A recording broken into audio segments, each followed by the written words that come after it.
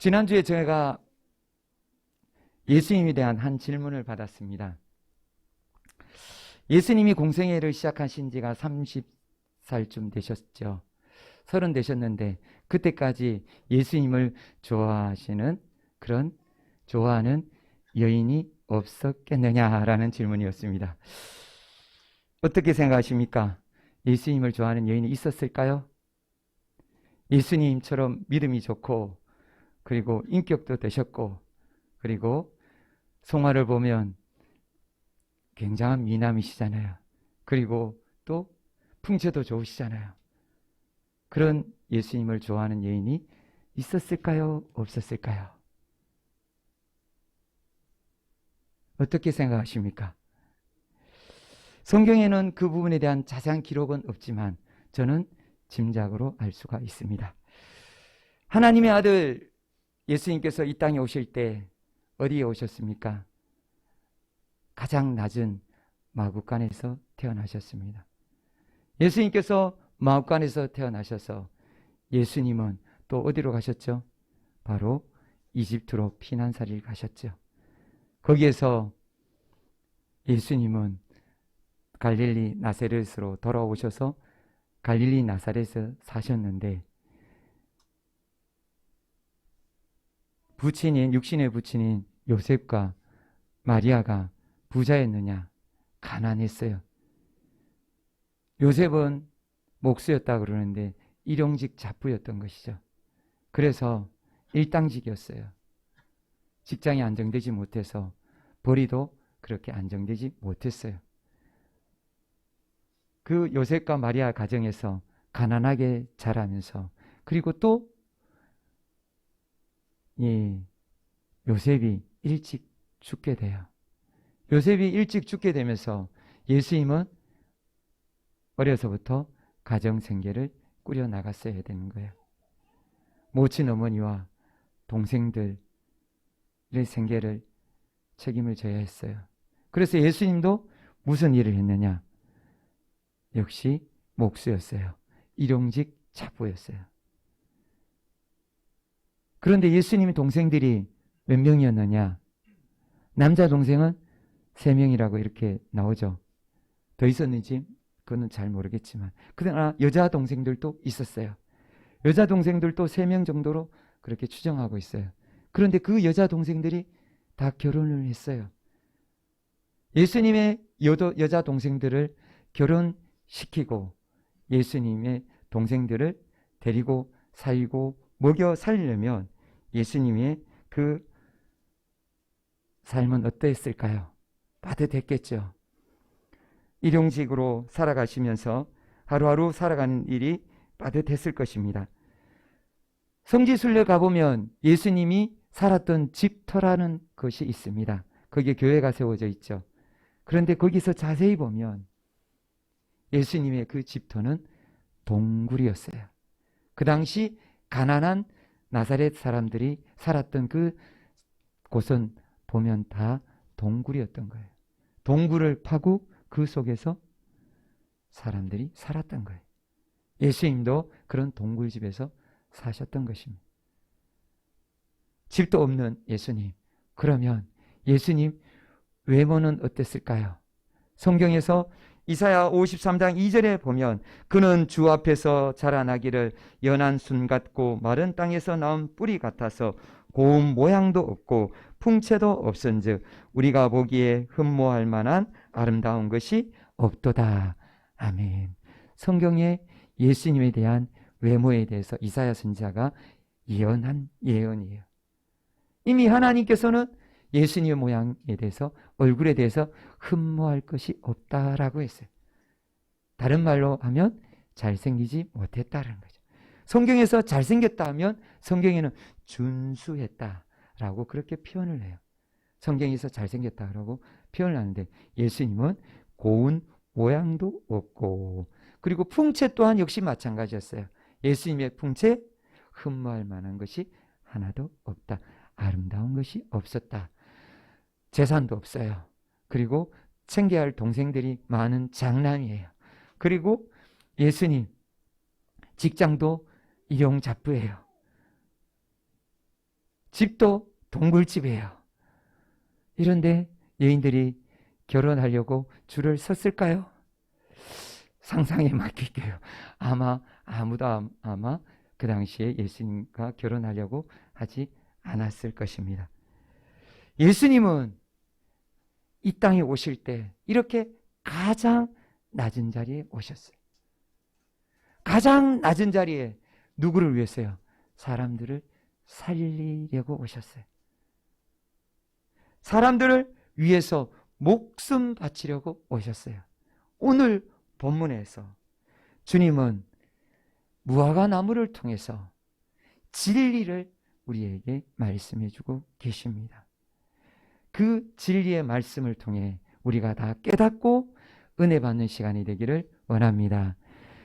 오늘 말씀의 배경이 되는 12절에서 14절 말씀을 우리 다 같이 받으시겠습니다. 이튿날 그들이 베다니에서 나왔을 때 예수께서 시장하신지라 멀리서 잎사귀에 있는 한 무화과 나무를 보시고 그 나무에 무엇이 있을까 하여 가셨더니 가서 보신즉 잎사귀 외에 아무것도 없더라.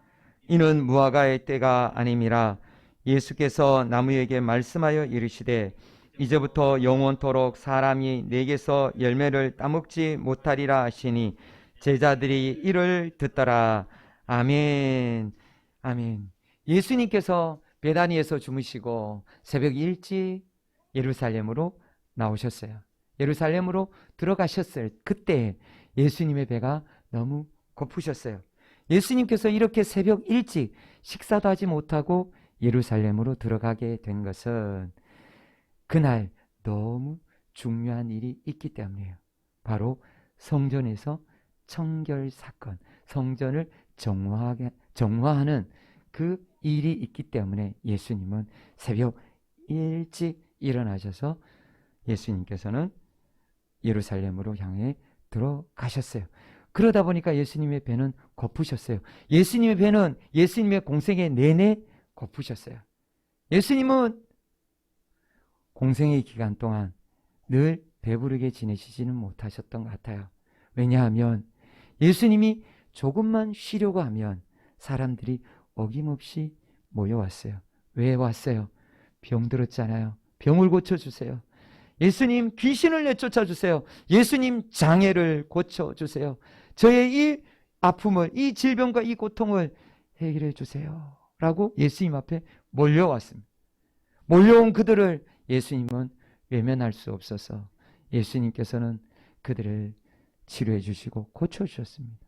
예수님은 또 그들에게 천국 복음을 증거해 주셨습니다. 말씀을 가르쳐 주셨어요.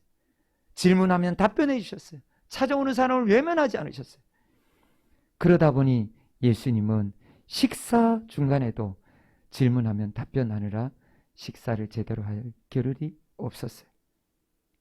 그 정도로 예수님은 늘 배가 고프셨습니다. 오늘 본문에서도 예수님은 배가 고프셔서 이제 지나가는 길을 보니 한 무화과 나무를 보게 되었어요. 그 무화과 나무를 보면서 예수님께서 잎이 무성해서 거기에서 이제 무화과 열매를 따먹으려고 다가가셨습니다. 무화과 나무는 최대로 자라면 3m 정도까지 자라는 큰 나무가 된답니다. 그런데 이 무화과 나무가 열매를 맺는데 열매를 몇 번 맺느냐? 무려 5번이나 열매를 맺는다고 합니다. 성지순례 때 가서 이 무화과를 따먹어 보았어요. 직접 따먹은 게 아니라 그 마른 무화과 열매를 먹었어요. 그 열매를 먹어보면 우리나라 곶감처럼 생겼는데 그런데 당도는 훨씬 더 뛰어나요. 맛도 훨씬 더 좋고요. 이 열매는 첫 열매는 보통 3월경부터 이렇게 꽃이 피지 않고 잎사귀가 나올 때 열매가 바로 맺혀요. 참 특이하죠. 꽃이 없이 열매가 맺혀요. 그렇게 맺히는데 이것이 자라서 5, 6월 달 되면 거의 다 익게 되는데 이 열매의 이름을 무엇이라 하느냐? 파게라 해요. 그런데 이 열매는 당도가 다른 4개의 열매보다가 4번의 열매보다가 당도가 약해요. 그리고 맛도 떨어져요. 그래서 상품성이 없어요. 그래서 주인들은 이 파괴를 사람들이 와서, 가난한 사람들이 와서 따먹도록 그렇게 허락해 줘요. 그래서 가난한 사람들이 보릿고개를 지날 그때 4월 달에, 그때 그 파괴와 5, 6월 달도 역시 마찬가지요. 파괴를 따먹고 그렇게 그 시기를 지낸다고 합니다. 그렇게 이제 파괴가 이제 다 익고 떨어지면 그 다음에 이제부터 열매가 2번째부터 4번째까지 11월 달까지 그렇게 맺힌다고 합니다. 그렇게 해서 자라는데 그것을 테에나라라고 합니다. 이것이 바로 이스라엘 사람들이 말하는 무화과 때입니다. 그래서 오늘 성경에서는 무화과 때가 아니라고 한 것은 바로 이때, 테에나라는 이때가 아니었던 것입니다. 그런데 지금 예수님이 계신 이 시기는, 지금 오늘 본문의 성경의 이 시기는 언제였느냐? 6월절 바로 전이었기 때문에 4월경이었어요. 4월경이었기 때문에 지금 파괴의 열매는 자라고 있어요. 그래서 그 파괴는 덜 익었지만 먹을 수 있었어요. 예수님이 너무 배가 고프니까 그 파괴를, 덜 익은 열매를 따먹으려고 무화과 나무를 찾았던 거예요. 그런데 잎사귀만 무성하고 거기에 열매가 없었어요. 그러자 예수님께서는 어떻게 하십니까? 바로 이제부터 사람이 영원히 내게서 열매를 따먹지 못하리라 라고 무화과 나무를 저주하셨어요. 예수님께서 무화과 나무를 저주하셨습니다. 예수님이 왜 무화과 나무를 이렇게 저주하셨을까요? 예수님께서는 열매가 없었기 때문에 저주하셨는데 그 이유가 바로 제자들에게 교훈을 주시기 위해서입니다. 제자들에게 어떤 교훈을 주시느냐? 첫 번째, 열매를 맺지 못하는 나무는 죽는다는 거예요. 열매를 맺지 못하는 나무 누구일까요? 오늘 성경에서 15절에 그 답이 있습니다. 우리 다 같이 받으시겠습니다. 그들이 예루살렘에 들어가시니라 성전에 들어가사 성전 안에서 매매하는 자들을 내쫓으시며 돈 바꾸는 자들의 상과 비둘기 파는 자들의 의자를 둘러 엎으시며 아멘. 예루살렘 성전입니다. 예루살렘에는 6월절 절기를 지키려고 사람들이 엄청 많이 모여들었습니다. 예루살렘 인근에 이스라엘 그 지역 안에서만 모여든 것이 아니라 해외 각국에 흩어져 있던, 전 세계에 흩어져 있던 유대인들이 명절을 지키려고 예루살렘으로 몰려들었습니다. 그래서 예루살렘에는 사람들이 북적북적 거렸던 거예요. 얼마나 많이 모였느냐? 요세푸스가 쓴 기록에 보면 250만 명 정도로 추산할 정도로, 그 정도로 많은 사람들이 모였어요. 그 사람들은 하루, 이틀, 열흘 이상 그 먼 길을 마다하고 명절을 지키기 위해 다 모여들었습니다. 모여들어서 이제 어디로 향합니까? 예루살렘 성전으로 향하죠. 예루살렘 성전으로 들어가 보면 이제 제일 바깥쪽에 이방인의 뜰이 있습니다.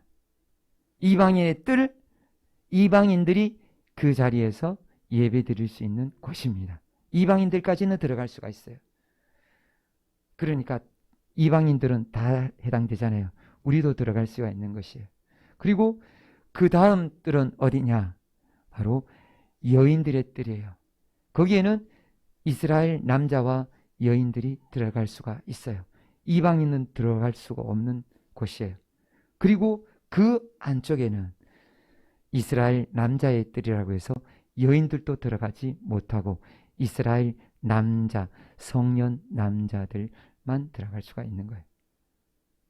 그렇게 거기에 이스라엘 남자들만 들어갈 수 있는 뜰, 거기에 그렇게 만들어져 있고 그 안에 바로 성소와 그 안에 지성소가 있었어요. 이제 이스라엘 사람들이 명절을 절기를 지키려고 하면 이제 희생 제물을 가지고 그 성소에 갖다 드려야 되는데 그 성소에 갖다가 드릴 때 문제점이 하나 있어요. 바로 어떤 문제점이 있느냐? 제물에 문제점이 있는 거예요. 말라기서에서 이렇게 그 제물의 문제점에 대해서 말씀해 주셨어요. 다 같이 받으시겠습니다. 만군의 여호와가 이르노라 너희가 또 말하기를 이 일이 얼마나 번거로운고 하며 고웃음치고 뭉친 물건과 저는 것 병든 것을 가져왔느니라. 너희가 이같이 봉헌물을 가져오니 내가 그것을 너희 손에서 받겠느냐? 이는 여호와의 말이니라. 아멘. 주전 500년 전에 말라기 선지자를 통해서 이스라엘에게 하나님께서 경고하신 메시지예요. 이스라엘 백성들이 하나님께 예물을 드리려고 희생 제물을 드리려고 번제물을 드리려고 가져온 그 제물들이 문제가 심각했던 거예요. 그 제물들이 얼마나 심각했는지 훔친 것을 가져오고 저는 것을 가져오고 눈먼 것을 가져오고 병든 것을 가져온 거예요. 하나님께 드려야 되는 그 정성껏 준비해야 되는 것인데도 불구하고 그들이 하나님께 드리는 봉헌물을 아무 것이나 가져온 거예요. 하나님께서 진노하셨어요.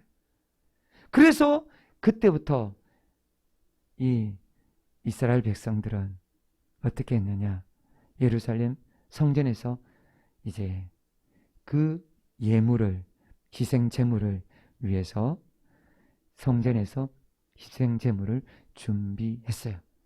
먼 데서 오는 순례객들이 먼 장시간 오다 보면 병들고 다치고 할 수 있는 그 제물들 대신에 이제 순전하고 흠없고 깨끗한 그 소나 양이나 비둘기를 준비해서 그것을 사서 그것으로 하나님께 드리도록 그렇게 성전에서 준비를 했어요.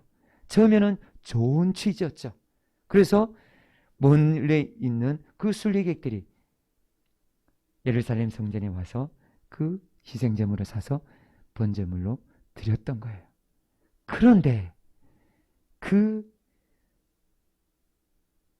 제도가 변질되기 시작했습니다. 이스라엘 백성들이 변질되기 시작하고 신앙이 변질되고 제사장들이 변질되다 보니 그 희생제물을 사고 파는 그곳이 변질되기 시작한 거예요.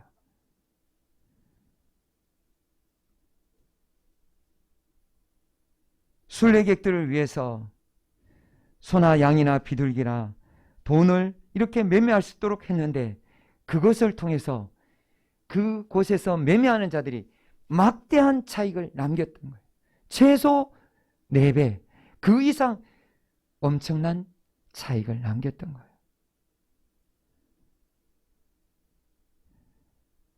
명절을 지키려고 온 그 유대인들의 순수한 마음을 날강도처럼 그렇게 그들의 돈을 갈취한 것입니다. 이스라엘 백성들은 성전에 와서 헌금을 드리기 위해서 성전 안에서 통용되는 티릿이라는 성전화폐로 바꿀 수밖에 없었어요.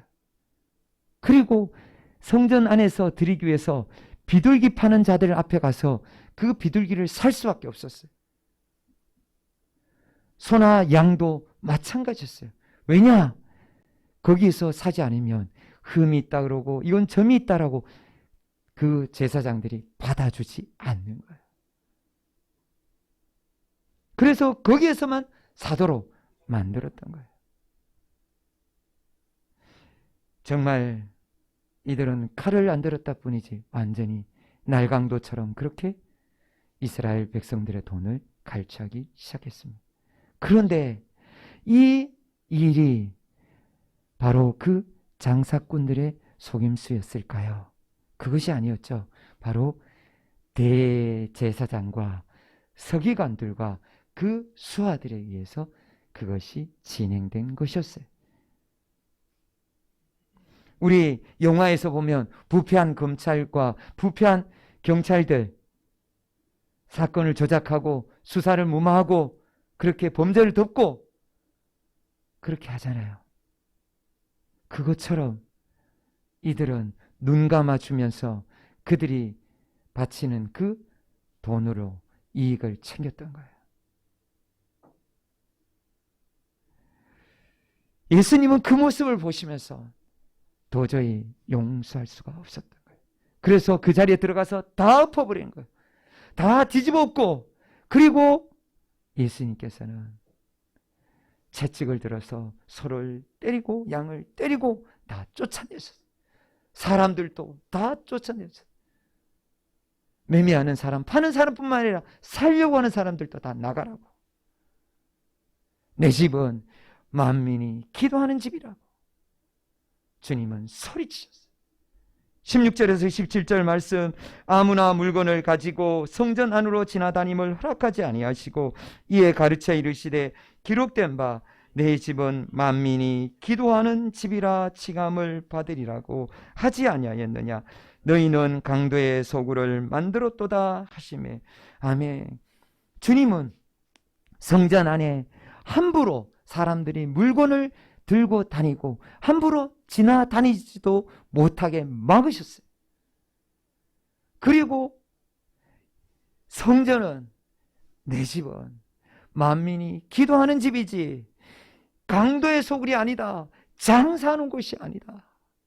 여기서는 하나님을 만나는 곳이다 라고 주님께서는 하나님의 말씀으로 그들을 책망하셨습니다. 그런데 주님께서 말씀하셨던, 주님께서 책망하셨던 그 자리, 이스라엘 백성들이 매매했던 그 자리가 어떤 자리였느냐? 이방인들의 뜰이었습니다.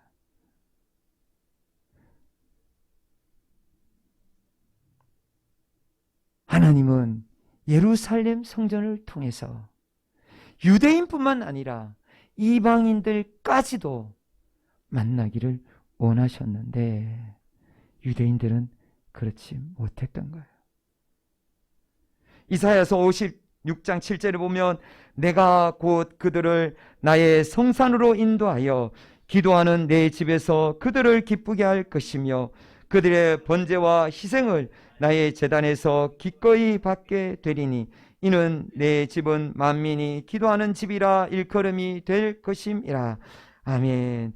하나님은 이방인들을 만나려고 이방인들의 뜰을 만드셨는데 이스라엘 백성들은 그 뜰을 바로 강도의 속으로 만들어 버렸던 거예요. 이스라엘 백성들, 자기들은 선민이라고 하면서 이방인들은 무엇이라고 그랬죠? 개, 돼지 취급했어요. 사람 취급 안 했어요.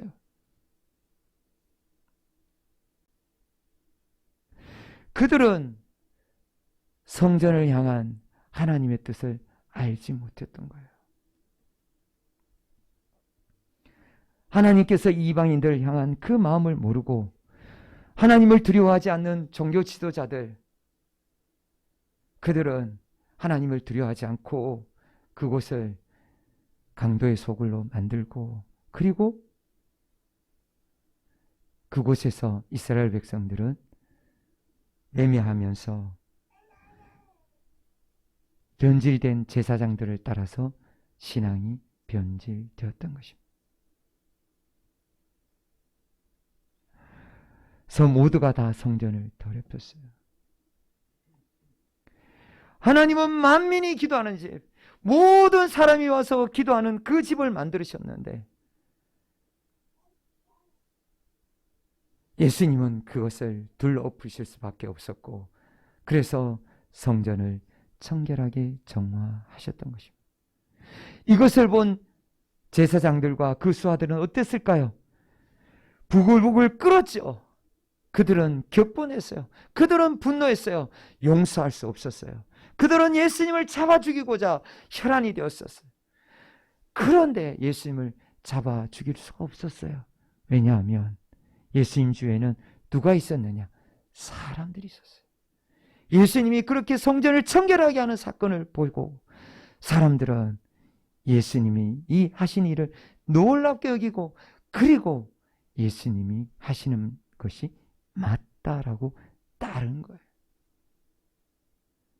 그러니까 제사장들과 서기관들이 예수님을 잡아 죽이고 싶었으나 사람들이 두려워서 예수님을 잡아 죽이지 못했어요. 예수님은 날이 저물어 베다니로 나가시고 그 다음날 아침에 다시 이제 그 길로 다시 들어오셨습니다. 그 길로 지나가시니까 또 무엇을 봅니까? 무화과 나무를 보게 되죠. 그때 제자들이 그 무화과 나무를 보면서 깜짝 놀라게 되는 거예요. 무슨 일이 났나요? 무화과 나무가 말라 죽었던 거예요. 베드로가 주여 랍비여, 무화과 나무가 말랐나이다. 무화과 나무가 죽었습니다. 무화과 나무가 죽었습니다. 소리쳤어요. 그런데 주님은 무화과 나무만 죽는 것이 아니라 무화과 나무처럼 무엇이 죽을 것을 말씀하셨느냐? 예루살렘 성전입니다. 예루살렘 성전이 끝이 난 것입니다. 강도의 소굴이 되고 더 이상 그 기능을 할 수 없다고 그렇게 말씀하시고 책망하셨던 것이죠. 요한복음 2장 19절 말씀 우리 다 같이 받으시겠습니다. 예수께서 대답하여 이르시되 너희가 이 성전을 헐라 내가 사흘 동안에 일으키리라. 아멘. 예수님이 성전이 되셨습니다. 예수님이 성전이 되셔서 예수님께서 성전에서 만민이 기도하는 집이 되셨던 것입니다. 자기 육체로서 십자가에서 죽으셔서 그리고 장사되시고 3일 만에 다시 살아나셔서 성전이 되셨습니다. 예수님을 잡지 못했던 전전긍긍하던 그 대제사장들과 그 무리들은 누구를 통해서 예수님을 잡게 되죠? 가룟 유다를 통해서요. 예수님을 배반한 가룟 유다, 예수님을 배반하고 떠나가 예수님을 은30에 팔아버린 가룟 유다 때문에 예수님은 겟세마네 동산에서 체포되었고 그리고 골고다 언덕에서 십자가에서 죽임을 당하셨습니다. 예수님은 이 땅에 왜 오셨습니까? 우리를 위하여 대속 제물이 되시기 위해서 오셨습니다. 그러나 대제사장들과 그들은 그것을 모르니까 예수님을 죽이고자 혈안이 되었고 기회가 되자 예수님을 십자가에 못 박았던 것입니다. 예수님은 십자가에서 가시관을 쓰시고 머리에서 피가 흐르고 손과 발에는 대못이 박히고 손과 발과 온몸에 채찍 맞은 그 자국에서 피가 쏟아져서 결국 십자가에서 죽임을 당하셨습니다. 그리고 주님은 3일 만에 다시 부활하셨습니다. 그리고 36년이 지난 후에 티토 장군에 의해서 로마에 의해서 예루살렘은 완전히 초토화되어 버립니다. 완전히 무너져 버립니다. 그리고 더욱더 예루살렘 성전은 돌 하나도 돌 위에 남겨두지 않을 정도로 그야말로 완전히 그 종적을 사라지게 완전히 자취를 감추도록 그렇게 멸망해버리고 말았습니다. 히브리서 10장 10절의 말씀, 그 길은 우리를 위하여 휘장 가운데로 열어놓으신 새로운 살 길이요 휘장은 곧 그의 육체니라. 아멘. 주님은 십자가로 하나님께로 가는 새로운 길을 열어놓으셨습니다. 주님께서 열어놓으신 그 길이, 주님이 흘리신 그 피가 우리를 하나님께로 나아갈 수 있도록 하늘문을 열었던 것입니다. 하나님과 우리 사이에 막혀있는 죄의 벽을 허물어 버렸습니다. 하나님과 우리가 인간들이 화목하게 되었던 것입니다. 하나님과 만나는 통로가 열려서 구원의 길이요 진리요 생명이 되셨습니다. 그 길로 우리는 주님을 통해서 하나님께 나아갈 수 있게 되었습니다. 하나님은 열매 없는 예루살렘 성전을 부수고 새 성전 예수 그리스도를 세우셨습니다. 믿으시길 바랍니다. 그리고 두 번째로 예수님께서는 무엇을 말씀해 주시냐? 내 집에서 기도하면 다 이루어진다는 것입니다. 22절에서 24절 말씀 우리 다 같이 받으시겠습니다. 예수께서 그들에게 대답하여 이르시되 하나님을 믿으라. 내가 진실로 너희에게 이르노니 누구든지 이 산도로 들리어 바다에 던져지라 하며 그 말하는 것이 이루어질 줄 믿고 마음에 의심하지 아니하면 그대로 되리라.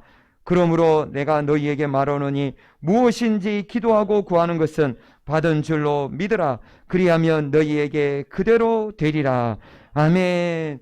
주님은 무화과 나무가 말라 죽은 것처럼 하나님을 믿고 하나님 말씀대로 선포하고 기도하면, 주님 말씀대로 선포하고 기도하면 그것이 반드시 이루어진다는 것입니다.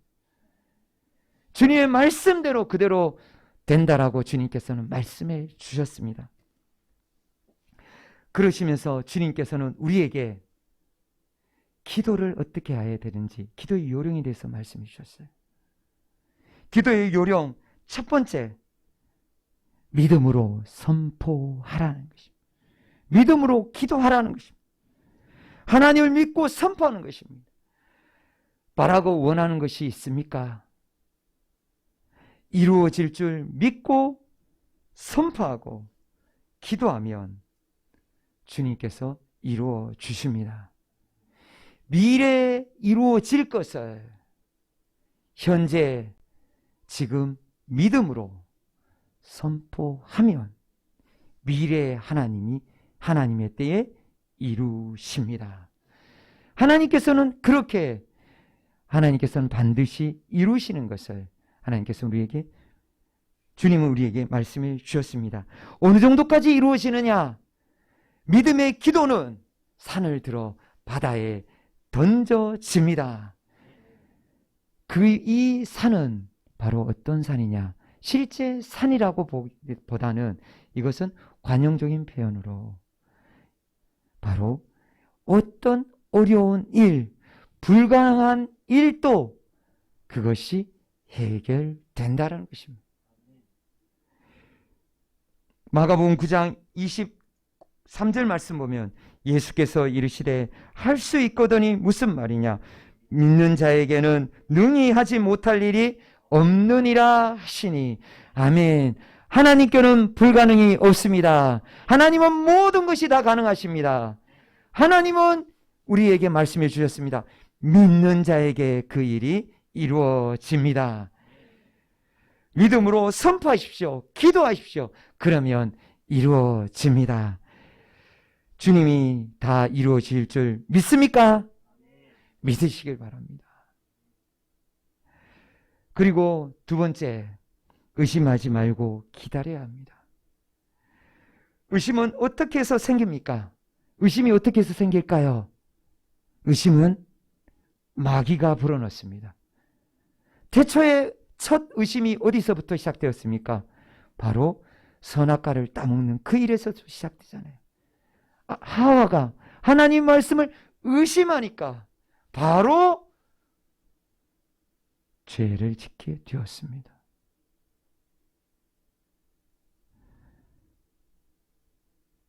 마귀는 그때처럼 지금도 끊임없이 우리에게 어떻게 합니까? 의심을 불러일으킵니다. 의심하도록 계속 의심의 생각을 던집니다. 과연 그럴까? 어렵고 힘들 때 그 의심이 어떻게 됩니까? 더욱더 증폭이 되죠. 과연 그럴까? 아니지. 이스라엘 사람들이 그랬어요. 말라기서 1장 2절 말씀 우리 다 같이 받으시겠습니다. 여호와께서 이르시되 내가 너희를 사랑하였노라 하나 너희는 이르기를 주께서 어떻게 우리를 사랑하셨나이까 하는도다. 나 여호와가 말하노라 에서는 야곱의 형이 아니냐. 그러나 내가 야곱을 사랑하였고 에서는 미워하였으며 그의 산들을 황폐하게 하였고 그의 산업을 광야의 이리들에게 넘겨내니라. 아멘. 이스라엘 백성들 한없이 의심하고 하나님의 사랑을 의심하는 그 이스라엘 백성들, 식민지 지배가 된 지 500년이 넘었는데 아직도 식민지에서 해방되지 않는다고 그들은 하나님 과연 우리를 사랑하는 것이 맞습니까? 하나님 우리를 버리시지 않으셨습니까?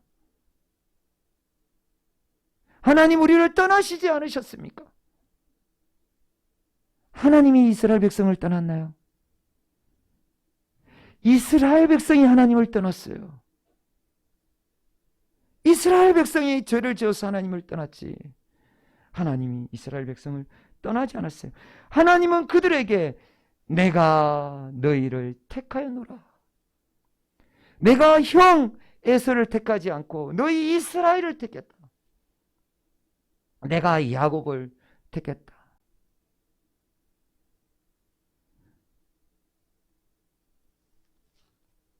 이스라엘 백성들 겉으로는 하나님을 경외하는 것처럼 그렇게 열심히 예배 드리는 것처럼 하지만 속으로는 하나님을 떠났다라고 선지자들도 선포했고 우리 주님께서도 말씀해 주셨습니다. 하나님께서 택하셨는데도 불구하고 그들은 하나님의 사랑을 의심하면서 그렇게 하나님을 떠났던 것입니다. 자기들의 죄는 생각하지 않고 불평불만만 하고 하나님을 의심한 것이죠. 사랑하는 성도님들, 우리는 어떻습니까? 우리는 과연 주님의 사랑이 느껴지십니까? 주님의 사랑이 가깝게 느껴지십니까? 우리도 역시 의심하고 계십니까? 주님은 말씀하셨습니다. 요한복음 15장 16절입니다. 너희가 나를 택한 것이 아니요 내가 너희를 택하여 세웠나니. 아멘. 너희가 나를 택한 것이 아니요 지금 이 자리에 있는 것이 우리 성도님의 선택이 아니라는 것입니다. 누구의 선택이냐? 하나님의 선택인 줄 믿으시길 바랍니다. 하나님이 택하여서 하나님께서 이 자리에서 예배드리는 자리에서 하나님께서 이 자리에 부르시고 이 자리에서 예배드리게 하셨던 것입니다. 내가 너희를 택하여 세우노라. 예수님께서 우리를 부르시고 예수님의 몸으로 삼아주시고 예수님의 제자 삼아주시고 하나님 자녀 삼아주셨습니다. 믿으십니까? 그러면 우리에게 어떻게 주시느냐? 로마서 8장 32절에 자기 아들을 아끼지 아니하시고 우리 모든 사람을 위하여 내주시니가 어찌 그 아들과 함께 모든 것을 우리에게 주시지 아니하겠느냐? 아멘. 자기 아들까지 아끼지 아니하셨던 하나님께서 우리에게 그 어떤 세상의 좋은 것들이라고 우리에게 주시지 않겠습니까? 그 어떤 것도 하나님은 다 주신다라고 약속해 주셨습니다. 아들과 함께 모든 것을 주신다라고 약속하셨습니다. 우리가 때때로 우리 속에 의심이 들 때가 있습니다. 마귀가 던진 불화살로에 의해서 의심이 생길 수 있어요. 그러나 그때 우리는 어떻게 해야 되느냐? 의심을 몰아내야 됩니다. 의심 마귀를 물리쳐야 됩니다. 예수 그리스도의 이름 명하노니 물러가라 소리쳐야 됩니다. 선포해야 됩니다. 의심을 몰아낼 때 하나님의 약속대로 이루어질 줄 믿습니다. 의심하지 말고 기다리라고 주님은 말씀해 주셨습니다. 그리고 세 번째 기도의 요령은 무엇이냐? 25절입니다. 서서 기도할 때 아무에게나 혐의가 있거든 용서하라. 그리하여야 하늘에 계신 너희 아버지께서도 너희 허물을 사하여 주시리라 하시니라. 아멘. 용서하라라고요. 용서하지 않으면 어떻게 되느냐? 용서하지 않으면 성전을 무너뜨리는 것입니다. 하나님께서 세우신 새 성전, 예수 그리스도의 그 생전을, 새 성전을 무너뜨리는 거예요. 기도할 때 다른 사람의 허물을 용서해 주라라고 주님께서는 우리에게 말씀해 주셨습니다. 그것을 용서하지 않으면 우리가 죄를 용서받지 못한다라고 말씀해 주셨습니다. 그런데 이 용서하는 마음 쉽습니까? 이것을 막아서고 방해하는 세력이 있죠. 누굽니까? 역시 마귀예요. 마귀는 어떻게 합니까? 우리에게 화를 내게 합니다. 분노하게 합니다. 억울해서 견디지 못하게 합니다.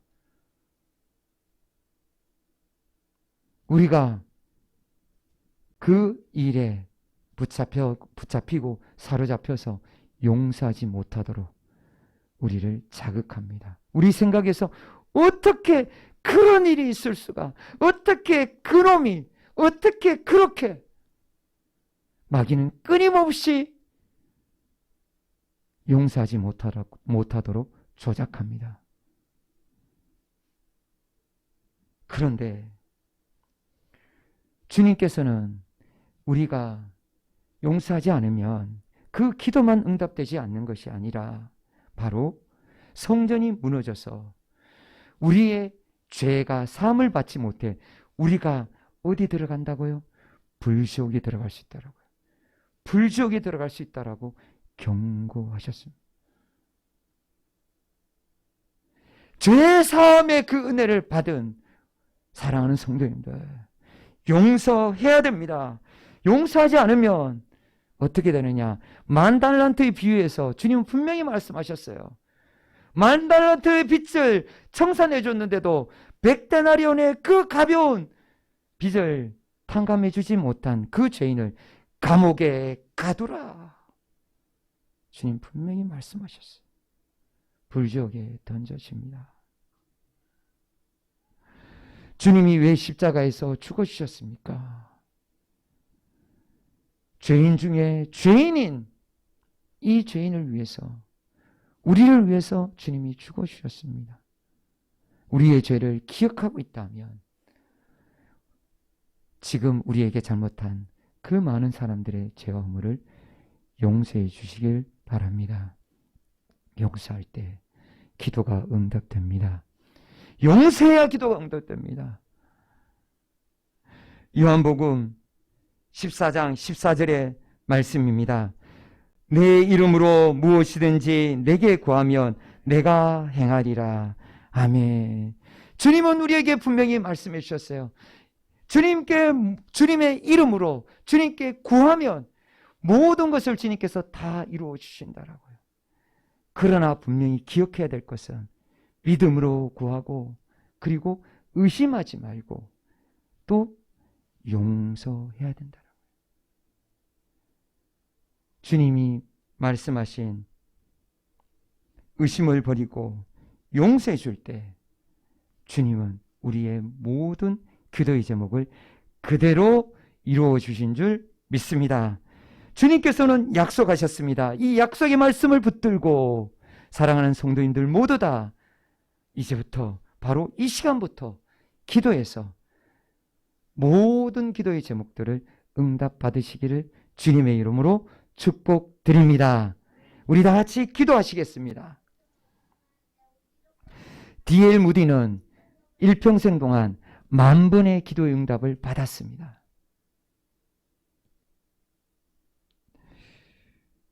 주님은 우리에게도 그 이상 우리에게도 응답해 주시기를 원하십니다.